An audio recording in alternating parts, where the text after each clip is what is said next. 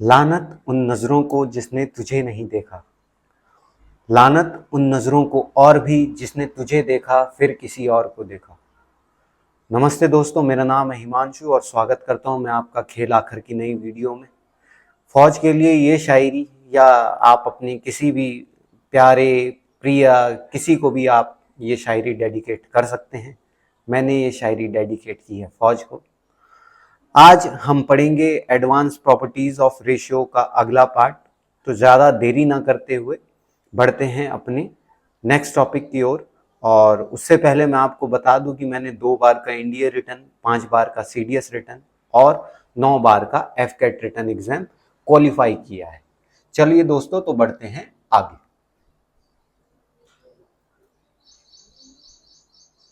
तो शुरू करते हैं एडवांस प्रॉपर्टीज ऑफ प्रपोर्शन का आगे के कुछ इंपॉर्टेंट क्वेश्चंस। ये मेरा सीडीएस और एफकेट का best, one of the best scores है आईएमए के लिए जो है, दैट इज 164 और एफकेट के लिए it is 232, more than 80 marks from the cut off. ठीक है, आगे बढ़ते हैं। कुछ पुराने क्वेश्चंस पे और नजर डालते हैं कि what number should be added to each of the numbers 103, 135, 140 and 144 so that the resulting numbers are in proportion. तो क्या ट्रिक बताई थी इसकी? 103, 135, 110 एंड 144, इन दोनों का डिफरेंस इट इज 32, इन दोनों का डिफरेंस इट इज 34। अब मेरे को ये बात समझ में आ गई, अगर हम इनको और छोटा कर दें तो ये बात मेरे समझ में आ गई कि यहां हम जो भी ऐड करेंगे वो कुछ ऐसा नंबर होना चाहिए कि वो 16 का मल्टीपल बन सके। अब 103 में क्या ऐड करेंगे कि 16 का मल्टीपल बने? देखो, 12 और 14 नहीं हो सकता। अगर ये ऐड करेंगे तो answer will be an odd number और 16 का मल्टीपल हमेशा इवन होगा। 9 ऐड करते हैं, 103 में 9 ऐड करेंगे तो कितना बनेगा? 112। यस, ये 16 का मल्टीपल है। सिंपल सी बात, बस यहीं पे ही बात खत्म हो जाती है। तो अवर करेक्ट आंसर विल बी 9। दूसरी ट्रिक भी है इसकी। दूसरी ट्रिक क्या है कि 103, 135, 110 एंड 144, यहां कितना आया? 32। यहां कितना आया? 34। काटा पीटी कर देते हैं 16 और 17। इस 17 की मल्टीप्लीकेशन किससे होगी? 103 से। और 16 की मल्टीप्लीकेशन इनसे। तो 17 3 जा 51 और 17 1 जा 17। और यहाँ कितना आया? 16 0 जा 0, 16 11 जा 176 और एक 0। डिफरेंस कितना है? 9 है। और ये 9 किसके बराबर होता है? इन दोनों के डिफरेंस के बराबर। इन दोनों का डिफरेंस कितना है? 1। तो 1 की वैल्यू कितनी आ गई? 9। This 9 is our correct option. समझना है ये फंडा, जो हम वो लंबा चौड़ा तरीका करते हैं कि सब में x प्लस करके फिर प्रोपोर्शन वाला क्रॉस मल्टीप्लीकेशन, तो उसी का ही छोटा फॉर्मेट है। ठीक है, कि 103 को 17 यहाँ वाले डिफरेंस से मल्टीप्लाई और 110 को यहाँ वाले से, और दोनों का डिफरेंस जो कि 9 आया और इन दोनों का डिफरेंस 1। 1 की वैल्यू हमें निकालनी होता है, दैट इज 9। आया होगा आपके समझ में? कल हमने ये क्वेश्चन किया था, when x is added to each of these numbers then the numbers obtained are in proportion. तो what is the mean proportional between x plus 7 and x minus 2? तो अब सिंपल सी बात हमारे समझ में ये आ गई, इनको डिफरेंस 1, डिफरेंस 5। अब ये ना बोले कोई कि जो यहाँ नंबर होगा वो 1 का मल्टीपल होगा, सभी 1 के मल्टीपल्स होंगे। यहाँ देखते हैं, हमें यहाँ कोई ऐसा नंबर चाहिए कि वो किसका मल्टीपल बन जाए? 5 का मल्टीपल बन जाए। देखो ऐसा क्या ऐड करें 30 में कि 5 का मल्टीपल बन जाए? 5 ही ऐड कर सकते हैं, सो 5।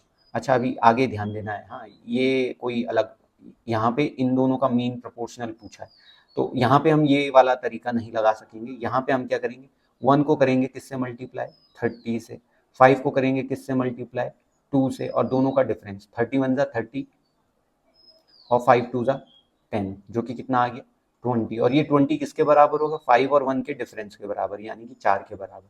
तो 1 की वैल्यू कितनी हो गई? 5। यानी कि हमें कितना ऐड करना होगा? 5 ऐड करना होगा। ठीक है, तो इसका मतलब है x की वैल्यू कितनी हो गई? 5 हो गई। तो मीन प्रोपोर्शनल बिटवीन दिस, ये नंबर क्या बनेगा 12, और ये नंबर क्या बनेगा 3, और इन दोनों का मीन प्रोपोर्शनल क्या होता है प्रोडक्ट और उनका अंडर रूट, यानी कि कितना हो जाएगा ऑप्शंस के according 6। This is our correct answer. समझ में आया होगा आपके। अब बढ़ते हैं और भी आगे, एडवांस प्रॉपर्टी ऑफ प्रपोर्शन। वो क्या एडवांस प्रॉपर्टी है, माना कि जैसे मैंने लिखा है 2/5, क्या लिखा है 2/5, क्या मैं इसी को ही लिख सकता हूँ 10/25? क्या ये प्रपोर्शन है कि नहीं है? देखो इसको भी काटा पीटी करके 2/5 ही आया। क्या ये दोनों बराबर हैं कि नहीं? तो तुम बोलोगे बराबर है। फिर मैं ही अगर लिख दूं 6/15, क्या अभी भी ये सब बराबर है या नहीं है? तो तुम बोलोगे है। अब मैंने यहाँ एक चीज देखी, अगर मैं इन दोनों को ऐड कर दूं तो कितना आएगा 12, और इन दोनों को ऐड कर दूं तो कितना आया 30, और इनको प्रपोर्शन देखो 6 2 जा और 6 5 जा, क्या जो इनका ऐड आया वो भी इन्हीं के ही बराबर आ रहा है कि नहीं आ रहा? तो तुम बोलोगे आ रहा है। अगर मैं इन तीनों को भी ऐड कर दूं तो कितना आएगा 10 और 2 12 और 8 और 6 18, अपॉन नीचे वालों को ऐड करूं तो 5 25 30 और ये 45 हो गया। अब ये 9 2 जा और ये 9 5 जा, तो तुमने क्या देखा कि ये भी क्या आ रहा है बराबर आ रहा है। अगर मैं डिफरेंस भी कर देता हूं तो देखो 10 - 2 कितना आया 8, 25 - 5 कितना आया 20, 4 2 जा 4 5 जा। तो हमने क्या देखा कि चाहे मैं ऐड कर रहा हूं प्रपोर्शंस के नंबर या चाहे सब्ट्रैक्ट कर रहा हूं, आंसर क्या आ रहा है इक्वल आ रहा है। तो यहां से हम एक इंपॉर्टेंट रिजल्ट मान सकते हैं कि if A/B is proportional to C/D is proportional to E/F is proportional to G/H and so on, तो रिजल्ट क्या होगा कि इन सब का एडिशन और ऐसे ही अपॉन में डिनोमिनेटर्स का एडिशन, ये क्या होने वाला है ये इक्वल होने होगा। ये क्या होगा इक्वल होगा। हम चाहे तो सिर्फ यहीं पर भी देख सकते हैं A+C बराबर होगा B+D के, बराबर होगा A+C+E के अपॉन में B+D+F, या बराबर होगा किसके A-C अपॉन B-D या वगैरह वगैरह। ये आपको समझ में आया होगा। बहुत बहुत बहुत ज्यादा इंपॉर्टेंट है ये रिजल्ट, इस पे बहुत तगड़े तगड़े क्वेश्चंस बनते हैं सीडीएस में। अगर आपको ये फंडा पता नहीं रहेगा तो आप करते ही चले जाएंगे अपना समय खराब। समझ रहे हो ये बात? देखो जैसे ये क्वेश्चन है आप, तो A/B C/D E/F इन तीनों का प्रपोर्शन, इन तीनों का रेशियो इज इक्वल टू 2/5, तो हमें ये चीज निकालनी है। अब तुम्हारे मास्टर साहब तुमको सिखाते होंगे A की वैल्यू 2 रख दो, C की वैल्यू भी 2 रख दो और E की वैल्यू भी 2 रख दो, तो 2 + 2 + 2 6 अपॉन में B की वैल्यू 5, D की वैल्यू भी 5 और F की वैल्यू भी 5, तो कितना आ जाएगा 15, और 3 2 जा और 3 5 जा। अरे ये सब करने की जरूरत नहीं है, अभी अभी हमने सीख लिया है कि ये आपस में प्रपोर्शन है, तो ये किसके बराबर आएगा ये भी बराबर आएगा A/B के, और A/B किसके बराबर है 2/5 के, तो सीधा का सीधा हमारा आंसर हो जाएगा कितना 2/5। बहुत बहुत बहुत बहुत ज्यादा इंपॉर्टेंट। ठीक है, समझ में आ रहा होगा आपको। अगला क्वेश्चन देखो, अब इसमें क्या आ गया मल्टीप्लाई 2 से हो गया, 3 से हो गया, यहाँ 4 से हो गया। अब ये क्या बला है, तो हम पहले ही पढ़ चुके हैं क्या A/B को मैं लिख सकता हूँ twice of A upon twice of B, तो तुम बोलोगे हाँ। C/D के भी ये बराबर है, क्या मैं C/D को thrice of C upon thrice of D लिख सकता हूँ कि नहीं? और ऐसे ही 4 times of E upon 4 times of F भी बराबर हो जाएंगे, और ये सब A/B के बराबर है, यानी कि किसके बराबर है 2/F के बराबर है, 2/5 के बराबर है। इससे कोई फर्क नहीं पड़ेगा। देखो ऊपर और नीचे A और B दोनों सेम नंबर से हुए हैं, C और D दोनों सेम नंबर से हुए हैं, E और F दोनों सेम नंबर से मल्टीप्लाई हुए हैं, तो भी आंसर क्या रहने वाला है 2/5 ही रहने वाला है। ये बात आपको समझ में आ रही होगी। देखो हमें कुछ करने की जरूरत नहीं है, वैल्यू पुटिंग वगैरह सीधे के सीधे निकाल सकते हैं हम 2/5 आंसर। अब ये वाला कैसे करेंगे, देखो A/B, तो A हुआ 13 से मल्टीप्लाई, B हुआ 13 से मल्टीप्लाई, C हुआ 111 से मल्टीप्लाई, D हुआ 111 से मल्टीप्लाई, तो कोई फर्क नहीं पड़ेगा। हमें पता है कि अगर ये प्रपोर्शन में है तो a माइनस सी बराबर होगा b माइनस डी के, यानी कि ये भी कितना होगा आंसर इनका 3/2 हो जाएगा। 13 ऊपर 13 नीचे कोई फर्क नहीं पड़ने वाला, वही समझ में आया होगा। सीधे के सीधे हम बोल सकते हैं आंसर 3/2, बहुत बहुत जरूरी। अब जैसे ये सवाल आया है तो ये कैसे करेंगे, देखो यहाँ हमें दिया है a/b और यहाँ है स्क्वायर, तो स्क्वायर कर दिया जाएगा। a square upon B square किसके बराबर होगा, c square upon D square किसके बराबर होगा, 1/6 का स्क्वायर यानी 1/36। अब अगर ये बराबर है तो हमें पता है a square plus C square बराबर होगा B square plus D square के बराबर 1/36। ये मैंने क्वेश्चन अपनी तरफ से नहीं बनाया है, ये CDS का क्वेश्चन लिया है मैंने। देखो तुम्हें ये पता रहेगा तो तुम सीधे के सीधे ऑप्शन मार जाओगे 1/36। समझ में आ रहा होगा आपको। अब बढ़ते हैं अपने अगले क्वेश्चन की ओर। अगला क्वेश्चन क्या है कि find a/b plus C equal to this if a b and c are greater than 0। तो अब देखते हैं, एक स्टूडेंट ने बोला कि भैया चलो हम क्या करते हैं, क्योंकि तीनों ही आपस में प्रोपोर्शनल हैं तो हम न्यूमरेटर्स को ऐड कर देते हैं डिवाइड में डिनोमिनेटर्स का सम। तो डिनोमिनेटर्स का सम कितना आ जाएगा, twice of a plus B plus C, और ये किसके बराबर होता है हमें पता है, ये हमारे इनिशियल रेशियो के बराबर होता है, यानी इस वाले की। तो ये कितना आ गया, 1/2 आ गया। वहीं दूसरे ने बोला कि भैया हम ये भी तो कर सकते हैं, a/b प्लस सी जो होगा वो बराबर होगा, सिंपली इन दोनों का डिफरेंस कर दो, a माइनस बी अपॉन, इसमें से इसको माइनस कर देंगे तो c से c गया, b माइनस a, तो ये कितना आ जाएगा आंसर, -1। तो अब दोनों जो हैं बोले कि यार भैया हमारा तो आंसर एक का आ रहा है 1/2 और एक का आ रहा है -1, तो कौन सा सही होगा। तो अब यहां पर समझने वाली बात क्या है, ये condition a b c all are greater than 0, अगर a b और c तीनों ही पॉजिटिव हैं तो पॉजिटिव डिवाइड बाय पॉजिटिव, क्या कभी आंसर नेगेटिव आ सकता है, तो तुम बोलोगे नहीं। इसका मतलब the correct answer for here as per the condition is 1/2। क्या -1 भी आंसर आ सकता है, तो बिल्कुल आ सकता है। वो कब आएगा, if a plus b plus c is equal to 0। ये एल्जेब्रा की कंडीशन हम आगे सीखेंगे। और a b और c all are greater than 0 का एक मतलब ये भी है कि a is equal to b is equal to c but should not be equal to 0।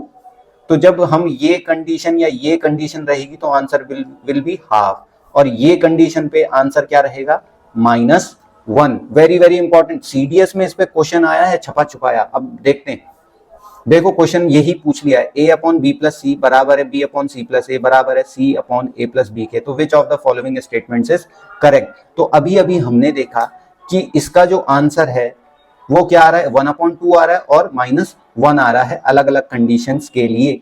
अब यहाँ पर क्या उसने कंडीशन दी है, नहीं, तो हमारे लिए दोनों ही आंसर्स क्या होंगे, बिल्कुल सही होंगे, हाफ भी और -1 भी। कौन सा ऑप्शन है, ऑप्शन नंबर सी। देखो तुम्हें अगर ये पता रहेगा तुम सीधा का सीधा आंसर कर सकते हो, तुम्हें ज्यादा से ज्यादा 30 सेकंड्स लगेंगे, ज्यादा से ज्यादा, वो भी नहीं लगेगा अदर, नहीं तो तुम सॉल्व करते चले जाओगे वैल्यू पुटिंग से और बेड़ा गर्क हो जाएगा, समय खराब करोगे। नहीं तो इतना बड़ा क्वेश्चन देखो तुमने क्या झट से कर लिया, सीधा का सीधा आंसर हाफ होगा या फिर -1 होगा। Very very important. अब आगे बढ़ते हैं, हमें ये निकालना है again a b c all are greater than 0। तो कैसे निकालेंगे, सबसे आसान, न्यूमरेटर्स का सम यानी कि a plus B plus C upon denominators का सम, तो कितना आ जाएगा, thrice of a plus B plus C, और काटा पीटी करके आंसर 1/3। तुम सॉल्व कर लोगे। अगले क्वेश्चन पे बढ़ते हैं, तो अब इसका कैसे करेंगे, फिर से वही फंडा लगा दो। देखो क्या सब्ट्रैक्शन वाला फंडा लगाया जा सकता है, नहीं, क्योंकि ऑल आर ग्रेटर देन 0, तो एडिशन वाला फंडा लगाओगे, a plus B plus C upon numerators का सम कितना आ जाएगा, a यहाँ पर है, a यहाँ पर है और 2a यहाँ पर है, 4a, b 2b 3b और b यानी कि 4 times of a plus B plus C, और आंसर कितना आ गया इस बार, 1/4। सीधा का सीधा हो गया सॉल्व। अगला सवाल ये है, और कैसे करें, देखो इस बार थोड़ा सा ट्विस्ट एंड टर्न है, हमें x ratio y ratio z पूछ लिया, हमें यहाँ पर x रेशियो y दिख रहा है, तो सिंपल सा क्या कर दो, देखो यहाँ पर x है और z से z, देखो इन दोनों को ऐड कर दो, इन दोनों का ऐड करेंगे तो x कितना आएगा, ये y plus x plus y, और ये भी ऐड कर दो, तीनों ही ऐड कर दो अपॉन ये z और y, तो z से z गया तो कितना बचा नीचे, x प्लस वाई, ये किसके बराबर होगा, x अपॉन वाई के बराबर होगा। ये कितना आया, देखो 2x और ये 2y, यानी कि ये हो गया twice of x plus y upon x plus y, काटा पीटी करी, कितना आ गया 2, यानी कि x और y का रेशियो आ गया 2:1। हमें तो x, y और z का पूछा है, क्या अब हम z भी निकालें, तो नहीं, हम उससे भी शॉर्ट अप्रोच अपना सकते हैं।